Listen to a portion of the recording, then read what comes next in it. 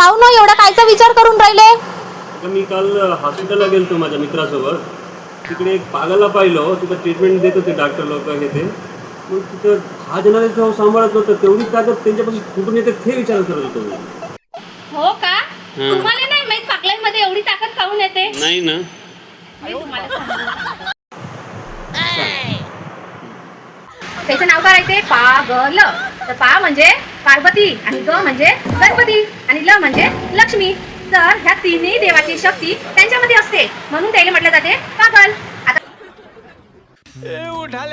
कधी कधी बघा पागल खूप चिडते, खूप रागात येते. तर पागलचा अर्थ पहिला म्हणजे पार, त्याच्यामध्ये नाही का पार्वतीचं रूप माहिती आहे तुम्हाला, काली मातेचं.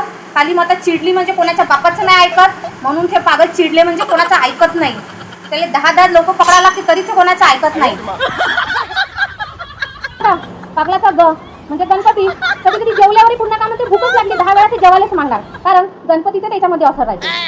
त्यानंतर पागलाचा ल म्हणजे लक्ष्मी. कधी कधी बघा बिचारे खूपच असे शांत बसून राहते, म्हणजे ह्या पागलाईमध्ये तीनही देवाची शक्ती राहते, म्हणून ते कधी रागात येते, कधी चिडते आणि कधी 10 वेळा जेवायलाच मागते. समजलं का पागलाचा अर्थ? मला जास्त टेन्शन देऊ नका बरं, नाही तर मी पागल होऊन जाईल आणि मायामध्ये तीनही देवाची शक्ती येईल. मग समजलं का?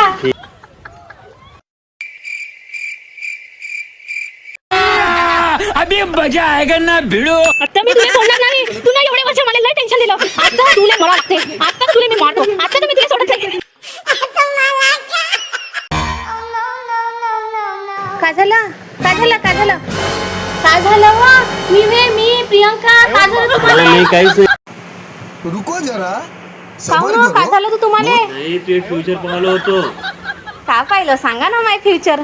काही नाही, ते सांगण्यासारखं नाही. तुझ्या काय झालं होतं तुम्हाला? किती भेली मी, बापरे मला खूपच भीती वाटली.